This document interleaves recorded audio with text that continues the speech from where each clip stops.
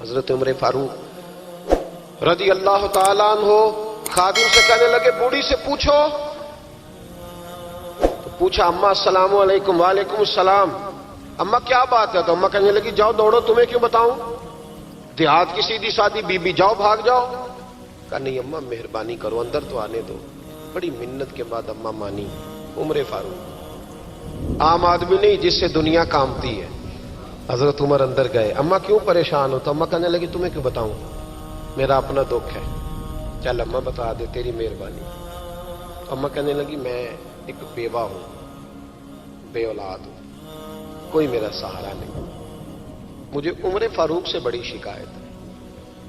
میرے اوپر 25 دینار کا قرضہ چڑھ گیا ہے اور 3 دن ہو گئے میں نے روٹی نہیں کھائی, اور عمر نے میری خبر نہیں لی. حضرت عمر کو پتہ چل گیا لوارث ہے, اس کا کوئی 2 4 10 ہزار ووٹ کوئی نہیں. یہ کوئی میکے سے 6 مربے نہیں لے کے آئی, ایک اکیلی تنے تنہا. اور بھائی جب اللہ کا خوف ہوتا ہے تو پھر انسان ان غریبوں کو بھی مناتا ہے. پھر ریڑھی والے کی بھی اہمیت بڑھ جاتی ہے, پھر رکشے والے کی قدر بھی بڑھ جاتی ہے. حضرت عمر فاروق رضی اللہ تعالیٰ عنہ کہنے لگے اماں عمر سے شکوہ ہے؟ کہاں؟ جناب عمر کہتے ہیں میں نے ایک جملہ کہا تو اماں نے تو مجھے لاجواب کر دیا. میں نے کہا اماں عمر کو کیا پتا کہ تو بھوکی ہے اور مقروض ہے, اسے کیا خبر؟ تو اماں کہنے لگی کیا کہا تم نے؟ عمر کو خبر نہیں, اسے پتا نہیں؟ تو عمر سے کہو نا چھوڑ دے حکومت, اس کے حوالے کرے جو خبر رکھ سکتا ہے. کیوں بیٹھا ہے پھر؟ ہمارے حکمران کہتے ہیں ابھی میں صدمے میں ہوں, نکلوں گا تو بات کروں گا. نہ ادھر ادھر کی تو بات کر, یہ بتا کہ قافلہ کیوں لٹا. مجھے رہزنوں سے غرض نہیں, تیری رہبری کا سوال ہے. ہاں تجھے جواب دینا پڑے گا. حضرت سیدنا عمر فاروق رضی اللہ تعالیٰ عنہ سے اماں کہنے لگی نہیں خبر رکھ سکتا تو حکومت کیوں کرتا ہے, چھوڑتا کیوں نہیں؟ تو حضرت عمر کہتے ہیں میں کانپنے لگا. دوڑے گئے جناب عمر. میں نے کہا اس اماں کا 6000 ووٹ نہیں کہ اس کی قدر کی جائے. یہ اماں کوئی بہت آکسفورڈ یونیورسٹی کی ڈگری ہولڈر نہیں کہ اس کی بات مانی جائے. ایک لاوارث اور بیوہ بی بی. عمر دوڑے گئے, گھر سے اناج کا تھیلا کندھے پہ رکھا, 25 دینار بھی لیے, پکا پکایا کھانا بھی لیا. خادم کہنے لگا حضور مجھے دے دے میں اٹھا لیتا ہوں. تو حضرت عمر فرمانے لگے چل وعدہ کر قیامت کے دن بھی میرا بوجھ اٹھائے گا. کہنے لگا جی نہیں وہاں نہیں اٹھا سکتا. فرمایا پھر آج بھی نہ اٹھا, مجھے ہی اٹھانے دے, یہ میرا بوجھ ہے تو مجھے ہی. اماں کے سامنے 25 دینار بھی رکھے. پھر اماں کو حضرت فاروق اعظم نے 2 مہینے کا راشن بھی دیا, پھر پکا پکایا کھانا بھی دیا. معمولی آدمی کی بات نہیں کر رہا, 24 لاکھ مربع میل کا حکمران. حضرت عمر مدینے میں بیٹھ کے کبھی للکار دیں تو کیسر و کسرا کی ٹانگیں کانپیں. جناب عمر فاروق رضی اللہ کھانا کھلا کے اماں چارپائی پہ تھی تو عمر نیچے بیٹھ گئے. کہنے لگے اماں چل عمر کو معاف کر دے, چل چل جانے دے, کوئی عرض نہیں, بیچارے کو پتہ نہیں چلا. تو اماں کہنے لگی تو نے پھر عمر کا ذکر چھیڑ دیا. بیٹے میرے گھاؤ بڑے گہرے ہیں, میرے زخم بڑے سخت ہیں, کلیجہ پھٹے تو تجھے دکھاؤں کتنی تکلیف میں ہوں. میں تو پکا ہوا پھل ہوں, کسی وقت بھی دنیا سے چلی جاؤں گی. میں نے عمر کو معاف نہیں کرنا. جب میں قبر میں جاؤں گی نا, نبی کریم علیہ السلام آئیں گے تو میں عمر کی شکایت کروں گی. میں کہوں گی حضور اس سے پوچھئے یا رسول اللہ بیوہ اور بوڑھی کا خیال ہی نہیں کیا. تو آپ کے غلام کہتے ہیں میں نے عمر کو کبھی اتنا روتے نہیں دیکھا جتنا آج روئے. کہنے لگے اماں عمر کو میں جانتا ہوں وہ کمزور ہے, یہ شکایت نہ لگانا, وہ کمزور ہے, مقابلہ نہیں کر سکے گا, یہ شکایت نہ لگانا, چل معاف کر دے. تو اماں کہنے لگی اچھا تو مجھے کچھ اچھا لگتا ہے, جا تیری خاطر عمر کو معاف کیا, تو پیارا لگا ہے, جا معاف کیا, تیری خاطر معاف کیا, تیری خاطر عمر کو معاف کیا. حضرت عمر فاروق کہنے لگے مجھے لکھ کے دو. کون اتنے جتن کرتا, کون؟ کسی سے کہنا جا اپنی اماں کو منا لے, تو کہتے ہیں نہیں نہیں میری غلطی کوئی نہیں تو مناؤں کس بات پہ, ہمیں تو 20 دلیلیں آتی ہیں. جا ابا کے پیر پکڑ لے. پتہ ہے نبی پاک علیہ السلام نے فرمایا جس کا باپ راضی ہوگا اسی کا اللہ راضی ہوگا, اور جس کا باپ ناراض ہوگا وہ سارا دن وظیفے پڑھے, اس کا اللہ راضی. یہ ابو داؤد شریف کی حدیث ہے. نا جی بڑی مہربانی, پیسے نہ لائیے گا آپ. اب بات سنیں, وہ بھی میں سمیٹنے کی طرف آ رہا ہوں, ختم کر رہا ہوں, آپ میری بات پہ توجہ رکھیں. عزیز بھائی, نبی کریم صلی اللہ تعالی علیہ وسلم نے جو اپنے غلاموں کی تربیت کی تو حضرت عمر فاروق کہنے لگے لکھ کے دو. लिख दो। तो अम्मा कहने लगी आप लिखें मैं साइन कर देती हूं, आप लिख दे मैं साइन करती हूं। हजरत उमर ने लिखा फलां बिनते फलां को उमर से शिकायत थी, फिर उन्होंने उमर को माफ कर दिया। अम्मा साइन करने ही लगी थी, साइन करने ही लगी थी कि मौला अली शेर खुदा आ गए, हजरत अब्दुल्ला इब्ने मसूद आ गए। ओहो उमर यहां बैठे हुए हो, मैं सारे मदीने में तलाश कर रहा था, यहां बैठे हो, वो कुछ लोग मिलने आए, निकलो। अम्मा ने सुना कि ये उमर थे तो अम्मा उठ के खड़ी हो गई। आय हाय उमर थे, आप उमर थे? तो जनाब उमर कहने लगे अम्मा तूने जो कहा ठीक कहा, लेकिन अपने वादे पे कायम रहा, ये जरा साइन कर दे। अम्मा ने साइन किए तो हजरत उमर फारूक फरमाने लगे अली आ गए हो तो बतौर गवाह तुम भी दस्तखत कर दो। अब्दुल्ला इब्ने मसूद तुम भी बतौर गवाह जब साइन हुए तो जनाब उमर ने रुक्का लपेटा और मौला अली शेर खुदा से फरमाने लगे अली ये रख लो, मुझे लगता है मैं तुमसे पहले दुनिया से जाऊंगा, और जब मैं पर्दा कर जाऊं ना तो ये रुक्का मेरे कफन में रख देना। अगर हुजूर अलैहिस्सलाम ने पूछा ना मेरी उम्मत के साथ क्या सलूक करके आए हो, तो रुक्का निकाल के कहूंगा या रसूलल्लाह एक बूढ़ी नाराज थी, मैं उसे भी राजी करके आया। हुजूर ये मैं राजी। भाई जब तक हम अल्लाह से नहीं डरते मुआशरा इस्लाह पजीर नहीं हो सकता। हजरत उमर फारूक रजी अल्लाह तआला अन्हु ना बाहर वालों का भी बड़ा सख्त हिसाब करते थे। बड़ा एक गवर्नर साहब ने लिबास बड़ा शानदार पहनना शुरू कर दिया था, तो हजरत उमर ने उतरवा के ना तो उन्हें टाट का लिबास पहना के तो ऊंट चराने की ड्यूटी दे दी थी। इतना सख्त एहतसाब करते। कसाई की दुकान पर भी 1-2 घंटे खड़े होते थे। जो आदमी मुसलसल 2 दिन गोश्त खरीदता था ना, फरमाते थे इसका टैक्स बढ़ा दो, लोगों को दाल नहीं मिल रही और ये रोज गोश्त खाता है। हजरत फारूक आजम उसको जजिया कहा जाता था या कुछ और मामलात होते थे बढ़ा देते थे। मुसलसल जो 2 दिन आदमी गोश्त खाता था, फरमाते थे मदीने में गुर्बत है, अगर ये वाला निजाम तुम करोगे तो गरीब लोग किसकी तरफ देखेंगे। लेकिन उससे ज्यादा बढ़कर जो उनकी जिंदगी का म्यार और स्टेटस था वो ये था कि अपने घर का खास ख्याल रखते, खास तवज्जो करते। मुल्क शाम से और ईरान से कुछ लोग आपकी खिदमत में आए तो वहां से कुछ कनीजें भी आईं, उनके बादशाह पैगाम लेके। शाह ईरान की कनीज को मलका ने कहा कि ना हजरत उमर की जौजा को देख के आना जरा किस तरह की है। हमारे मुल्क में क्या कहते हैं, खातून अव्वल जी, खातून, बाकी सारे दोनों में खातून अव्वल, जरा खातून अव्वल को देख के आना। तो वो जब आई ना घर में मिलने तो कहा कि मुझे मेरी मलका ने कहा था कि उमर की जौजा से अहलिया से मुलाकात करके आना। तो हजरत उमर की अहलिया ने ना एक जोड़ा कपड़ों का दे दिया मलका के लिए और एक खुशबू की शीशी दे दी। अब जब वो तोहफे वहां भेज गए तो उस मलका ने ना कुछ सोने का सामान भेजा, कुछ जेवरात भेजे, कुछ तहाइफ भेजे। जब हजरत उमर के घर आए ना, वो खादिम लेके आया, उसने कहा जी आपकी अहलिया ने तोहफे भेजे थे। तो जवाब में शाह ईरान की बीवी ने, यहाँ जिस मुल्क का वो सफीर था, उन्होंने भी ये भेजे। तो हजरत उमर फारूक ना वो तोहफे लेके घर गए तो जाके कहने लगे अपनी अहलिया से, ये तू कब से तोहफे तहाइफ भेजने लग गई है, ये कब से निजाम शुरू हो गया? तो कहा हुजूर तोहफा देना लेना तो ठीक है, सुन्नत है, मोहब्बत बढ़ती है, तो ये कोई कबाहत नहीं, और मैंने अपनी जाती इस्तेमाल के लिए जो चीजें रखी थी वो मैंने दी हैं। तो हज़रत उमर फारूक रज़ी अल्लाह तआला अन्हु फरमाने लगे हमने किसी मुल्क के साथ और उसके बादशाह के साथ जाती ताल्लुक नहीं बनाना, ताल्लुक जो भी बनेगा रसूलुल्लाह के दीन की बरकत से बनेगा। जाती रिश्ते नहीं हमने कायम करने। जाती आपके मुल्क की जो एयरलाइन जिसका हर साल खसारे का ढंढोरा पीटा जाता है ना, वो हमारे बादशाह साहब और सदर साहब अगर गैर मुल्कियों को घोड़ा कभी भेजना हो ना, घोड़ा, तो पूरा एक जहाज घोड़ा लेके तोहफे में जाता है।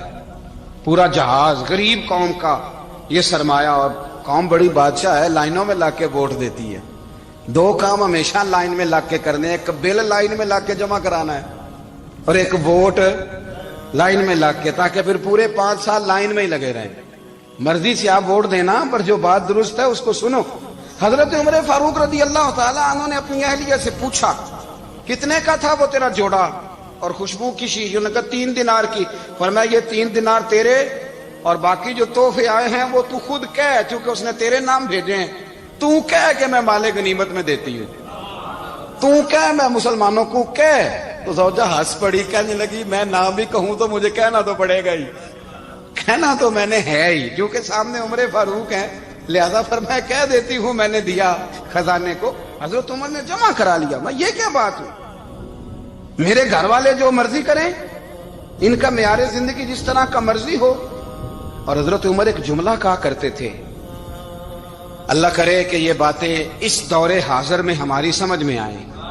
حضرت عمر فاروق رضی اللہ تعالیٰ عنہ اپنے بچوں کو فرمایا کرتے تھے کہ بہت آدمی کو بھوک لگی ہو نا، اور پھر اس کی پسند کا کھانا پکا ہو تو اتنے شوق سے وہ اس کھانے کو دیکھتا ہے نا، فرمایا اس طرح پوری قوم اپنے بادشاہوں کے خاندان کو دیکھتی ہے، اس تیزی کے ساتھ دیکھتے ہیں کہ ان کے گھر میں کیا ہو رہا ہے، ان کا معیار زندگی کیا ہے، ان کا سٹیٹس کیا ہے۔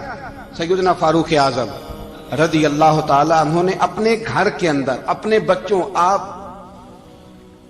کے بچے دونوں کاروبار کے لیے مصر گئے تو وہاں کے گورنر صاحب نے لوگوں سے، ایک بہت بڑا قافلہ گیا مدینے سے مصر تجارت کے لیے، جاتے ہیں نا آج بھی قافلے کئی ملکوں میں، تو یہ گئے تجارت کے لیے، تو حضرت عبداللہ ابن عمر، حضرت عبید اللہ ابن عمر، حضرت عمر کے دونوں بیٹے گئے، جناب عمر فاروق کے بچے جب وہاں پہنچے تو مصر کے گورنر نے نا لوگوں کو تعارف کرایا کہ یہ عمر فاروق کے بیٹے ہیں، یہ حضرت یہ چودھری کے بیٹے کو کون بتاتا ہے کہ تو چودھری کا بیٹا ہے؟ باہر والے بتاتے ہیں، گھر والے جی؟ اور سیٹھ صاحب کے بیٹے کو کون بتاتا ہے کہ تو سیٹھ صاحب کا بیٹا ہے؟ اور مالک کو کون بتاتا ہے کہ تو مالک کا بیٹا ہے اور یہ کرایہ دار ہے؟ یہ کون بتاتا ہے؟ یہ سوچ ہم دیتے ہیں بچوں کو، چودھری اور کمی کی سوچ، امیر اور غریب کی سوچ، مالک اور کرایہ دار کی سوچ، گھر کے مالک کی اور کام کرنے والے کی سوچ، یہ ہم دیتے ہیں، یاد رکھنا، یہ ہم دیتے ہیں، یہ ہمارا مزاج ہے، یہ باہر سے نہیں آتی۔ تو کوئی شہزادہ ہے، تو سیٹھ ہے، تو نواب ہے، یہ سوچ باہر سے نہیں آتی، یہ اماں سوچ دیتی ہے، اماں، یہ ابا سوچ دیتا ہے، اور پھر جب تباہی اترتی ہے تو اس کے ذمہ دار بھی باہر والے نہیں ہوتے، گھر والے ہوتے ہیں، گھر والے۔ ہمارے بچوں کی طبیعتوں پر زیادہ نقش باہر والوں کا نہیں ہوتا، گھر والوں کا ہوتا ہے، یاد رکھیے گا۔ حضرت عمر فاروق رضی اللہ، بچے ہیں، شہزادے ہیں، وہ کاروبار کرنے گئے اور وہاں لوگوں نے بتایا گورنر صاحب نے کہ یہ فاروق اعظم کے بچے امیر المومنین کے۔ لوگوں نے ان سے زیادہ مال خریدا، تجارت میں زیادہ نفع ہوا، ظاہر ہے کہ وہ آپ کے جو اللہ خیر کرے حکمران ہیں، ان کے کاروبار کتنے ملکوں میں ہیں، کس بنیاد پر ہیں؟ وہ صرف اس بنیاد پر کہ وہ حکمران رہے، ان کے لیے آسان تھا بڑے لوگوں سے تعلقات بنانا۔ حضرت عمر فاروق رضی اللہ تعالیٰ عنہ کے بچے ڈھیروں مال کما کے جب واپس آئے نا، تو حضرت عمر سے آ کے بچوں نے بطور محبت کا، ابا جی اللہ نے بڑا ہی فضل کیا ہے، بڑا مال کمایا الحمدللہ، یہ دیکھیں کتنا نوازا ہے۔ تو حضرت عمر کہنے لگے سارے قافلے نے اتنا ہی کمایا ہے؟ سارے قافلے نے اتنا ہی کمایا ہے؟ تو حضور نہیں، سارے قافلے نے اتنا نہیں کمایا، سب کو اتنا نہیں ملا۔ وہ تو وہاں گورنر صاحب نے لوگوں کو تعارف کرایا تھا کہ یہ عمر کے بچے ہیں، تو لوگوں نے پھر ہم سے بڑا ہی خریدا۔ تو حضرت عمر فرمانے لگے ٹھیک ہو گیا، میں بات سمجھ گیا، اس طرح کرو، جو تمہاری اصل زر تھی نا، جو راز تھی، وہ رکھ لو اور باقی سارا مال مال خزانہ میں جمع کرا دو، اس لیے کہ یہ تم نے تجارت نہیں کی، یہ تم نے اپنے باپ کا نام بیچا ہے، یہ تم نے امیر المومنین کے بیٹے ہونے کا فائدہ اٹھایا ہے۔ فرمایا یہ تمہارا نہیں حق، یہ مسلمانوں کا ہے، اس لیے کہ یہ مال تم نے محنت سے نہیں کمایا، یہ باپ کی کرسی کا فائدہ اٹھایا ہے۔ اور فرمایا اگر تم نے مال جمع نہ کرایا تو میں مال بھی لے لوں گا زبردستی اور کوڑے بھی ماروں گا، ڈبل سزا دوں گا، مرضی سے جمع کراؤ گے تو کوڑوں سے بچ جاؤ گے۔ بڑے بیٹے نے تو جمع کرا دیا، تو چھوٹا تھوڑا پریشان ہوا، تو حضرت عبداللہ ابن عمر چھوٹے کا ماتھا چوم کے کہنے لگے بیٹے چپ کر کے جمع کرا، یہاں بھی فخر کر کے ہم عمر کے بیٹے ہیں، اور قیامت میں بھی فخر کریں گے کہ ہم فاروق اعظم کے بیٹے ہیں، یہاں بھی ناز کریں گے اور وہاں بھی ناز کریں گے کہ عمر کے بچے ہیں۔ ہمارے باپ نے خود بھی حلال ہی کھایا ہے، اور جب ہماری کمانے کی باری آئی ہے تو ہمیں حکم بھی حلال کھانے کا دیا۔ بھائی ہمارا مزاج نہیں، بچہ جب لے کے آتا ہے 2 لاکھ روپیہ تو کبھی پوچھے کہاں سے آیا ہے؟ جب وہ پہلے دن غلط دوستوں کے پاس جا کے بیٹھتا ہے تو کبھی نکالا ہے گھر سے اسے؟ یہ بہت سارے خمیازے ہمیں اس لیے بھگتنے پڑتے ہیں کہ ہم ابتدا میں سوراخ بند نہیں کرتے، جب اس میں شگاف پڑ جاتا ہے، سیلاب آتا ہے تو ہمیں ہوش آتی ہے۔ حضرت عمر نے اپنے گھر میں نگرانی رکھی، کڑی نگرانی۔ زیادہ نماز گھر میں پڑھتے تھے حضرت عمر، نفلی نمازیں زیادہ کیوں بلا؟ بھائی یاد رکھیں کہ آپ نے اگر سجدہ کرنا ہے تو بچہ لیٹ جائے گا، وہ اسے پتا کوئی نہیں سجدہ کیا ہے، لیکن جب گھر میں کبھی قرآن ابا جی کھول لینا، جب ابا جی کا موڈ بن جائے نا لیکچر دینے کا، وہ گھر میں شروع ہو جاتے ہیں، کہتے ہیں آپ لوگ نماز نہیں پڑھتے اس لیے میرے کاروبار میں برکت کوئی نہیں تھی، تم سویرے قرآن پاک نہیں کھولتے تو میں تباہ ہو گیا ہوں۔ تو میاں آپ نے کب گھر میں قرآن پاک کھولا تھا؟ آپ نے کب نماز پڑھی؟ آپ نے کب گھر کے اندر اللہ رسول کا ذکر کیا تھا؟ آپ نے کب حدیث چھیڑی؟ آپ نے بھی تو گھر کے اندر جب بھی آپ آئے ہیں تو آپ نے وہی کچھ کیا جو دنیا دار کرتے ہیں۔ آپ بھی تو اپنا موبائل لے کے الگ کونے میں بیٹھ گئے ہیں۔ آپ نے بھی تو کہا ہے کہ اب تمہارے چینل ختم، اب میری مرضی والا چلے گا۔ تو جو آپ نے کیا ہے بچے بھی وہی کام کریں گے۔ آپ نے بھی گپ شپ لگائی ہے تو وہ بھی لگا رہے ہیں۔ یہ سمجھ لیں جو کام آپ کریں گے آپ اپنے بچوں کی سیرت میں اس کا جلوہ دیکھ لیں گے۔ بڑی پکی سی بات ہے کہ آپ کو بچے کی عادتیں دیکھ کے سمجھ آ جائے گی کہ میں بھی یہی کرتا تھا اور یہ بھی۔ حضرت عمر فاروق رضی اللہ تعالیٰ عنہ وصال فرما گئے تو آپ کے وصال کے بعد حضرت عثمان غنی رضی اللہ تعالیٰ عنہ نے آپ کی ایک بیوہ سے نکاح کیا، حضرت عمر کی ایک بیوہ سے۔ جب وہ آپ کے نکاح میں آئی تو کہنے لگی حضرت عثمان غنی سے کہ حضور نہ تو میں خوبصورت ہوں اور نہ میں جوان ہوں، نہ آپ کی کوئی خدمت کر سکتی ہوں، میرے ساتھ نکاح کرنا سمجھ میں نہیں آیا۔ کیا شاندار جواب دیا حضرت عثمان غنی نے، کیا خوبصورت جواب دیا۔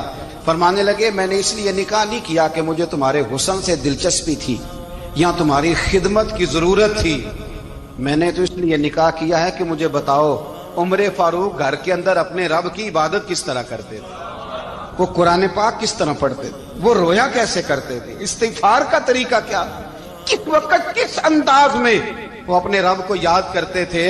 اس لیے کہ عمر کئی دفعہ گھر سے آتا تھا تو میں اس کے چہرے پر نور دیکھا کرتا تھا، میں روشنی دیکھتا تھا، ایک معیار دیکھتا تھا۔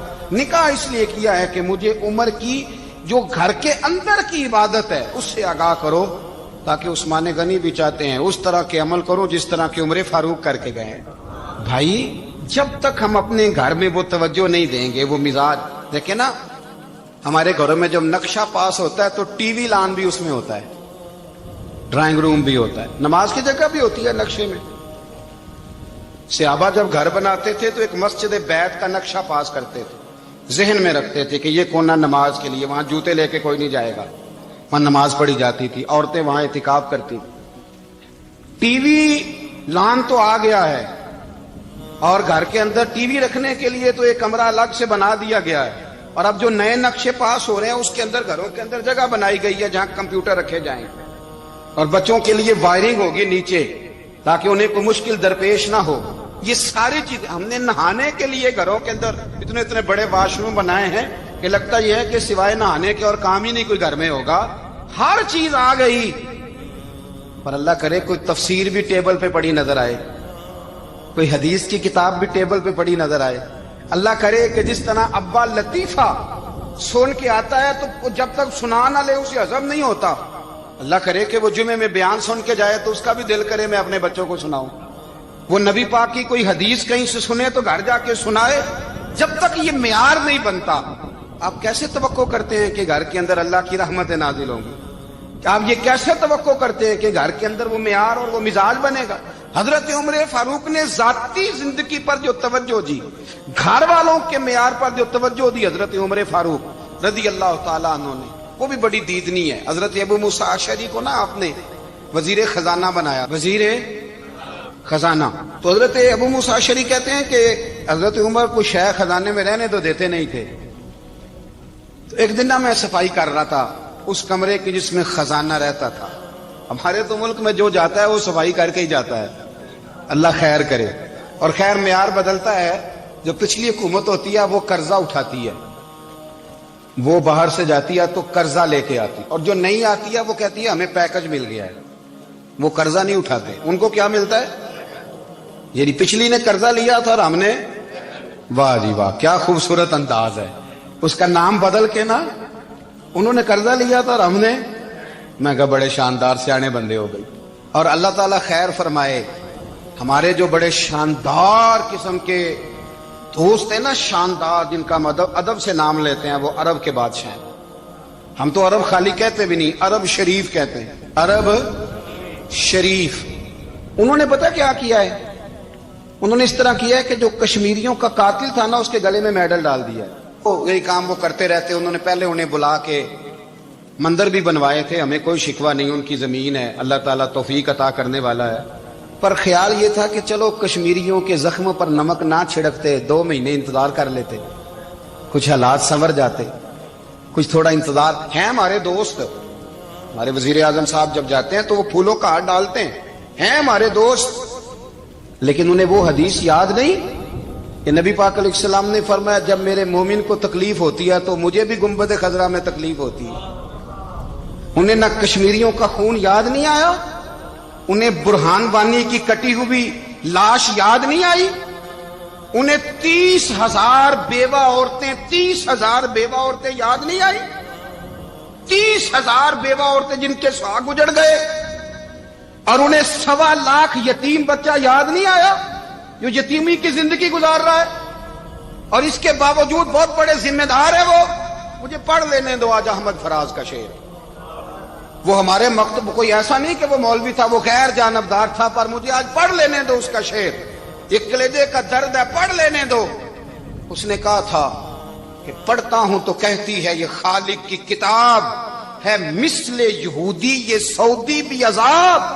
اس قوم کے بارے میں کیا لکھوں فراز، کعبے کی کمائی سے جو پیتے ہیں شراب، کعبے کی کمائی سے جو پیتے ہیں شراب.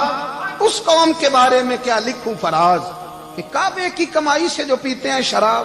میں خیال نہیں آیا تمہارا صرف دین یہ ہے کہ قبریں گرا دو، مزارات گرا دو، فقط یہ دین ہے؟ کوئی نبی پاک کے روزے کی طرف منہ کرے تو اسے مشرک کہو، یہ دین ہے؟ اس کا نام مذہب رکھا ہے تم نے. مذہب تو اس کا نام ہے کہ جو رسول اللہ کا نام لینے والا ہے وہ ہمارا یار ہے، اور جو نبی پاک کا نام لینے والا نہیں، ہمارا اس سے کوئی تعلق ہے. یہ دین ہے. حضرت عمر فاروق کی سیرت سنا رہا ہوں، حضرت عمر کی. حضرت ابو موسیٰ اشعری نے ایک عیسائی کو منشی رکھا تھا، اکاؤنٹ آفیسر حضرت ابو موسیٰ اشعری نے. تو حضرت عمر فاروق بول پڑے، کہنے لگے تمہیں مسلمان کوئی نہیں ملا تھا؟ کلمہ گو نہیں تمہیں نظر آئے؟ کشمیریوں کی لاشیں نظر نہیں آتی؟ ان کا خون بہ رہا ہے، تباہی اتر رہی ہے، اور تم قاتل کو گولڈ میڈل پہنا رہے ہو. اور یاد رکھنا، جب مسلمانوں کی بچیاں روندی جاتی ہوں نا تو پھر اسلام امن کا درس نہیں دیتا، پھر اسلام جہاد کی بات کرتا ہے. پھر اسلام جہاد کی بات کرتا ہے، جہاد کی. وہ قومیں غیرت مند نہیں ہوتی کہ جن کے گھروں میں آگ لگی ہو اور وہ غیروں کو ہار پہناتی پھریں. اللہ کا کچھ خوف کرو. زندگی مختصر ہے. دبئی میں کتنے رہے اور کتنے چلے گئے. خدا را کچھ خدا تم سے اچھے تو وہ نیو یارک کے رائٹر ہیں جو کم از کم اپنے کالموں میں کشمیر کی بات کرتے ہیں. تم سے اچھا برطانیہ کا وہ شخص ہے جو کم از کم BBC لندن پہ رپورٹ جاری کرتا ہے تو کہتا ہے کشمیر پہ ظلم ہو رہا ہے. تم سے تو وہ اچھے رہ گئے. تم نے بات کرنا تو دور کی بات، تم نے دشمنوں کے گلے میں ہار پہنانے شروع کر دیے. کل جب پوچھیں گے بلا کے تم کو اپنے سامنے، کیا جواب جرم دو گے تم خدا کے سامنے؟ بڑی تکلیف ہوئی، بڑی تکلیف ہوئی. وہ نا منصور حلاج کو پھانسی دی جا رہی تھی تو حضرت جنید بغدادی بھی آ کے دیکھنے لگے. تو منصور حلاج کہنے لگے بابا سارا زمانہ دیکھے پر تو نہ دیکھ. سارا زمانہ تماشا دیکھے انہیں تو پتا کوئی نہیں نا، تو نہ دیکھ. عرب شریف والو، ٹرمپ اسے انعام دیتا تو تکلیف کوئی نہیں تھی، ملکہ وکٹوریا اسے انعام دیتی تو تکلیف کوئی نہیں تھی، پر تم تو نہ ایسا کرتے. تم تو اپنے تھے، تم تو کلمہ گو تھے، تم تو یہ ظلم نہ کرتے، تم تو یہ حرکت نہ کرتے. میں کہتا ہوں ٹھہر ہی جاتے. جانا نہیں دنیا سے، اللہ کے حضور حاضر نہیں ہونا. جب رسول اللہ قبر میں آئیں گے تو کیا جواب دو گے؟ خدا را حضور نے فرمایا تھا گناہ روک نہیں سکتے تو دل میں ہی برا جان لو. ذالک اضعف الایمان، یہ کمزور ایمان ہے. کم از کم اتنی حد تک تو آ جاؤ، دشمن سے گلے تو نہ ملو. خدا را سمجھے ہمارا پہلا تعارف یہ ہے کہ ہم رسول اللہ کے غلام ہیں.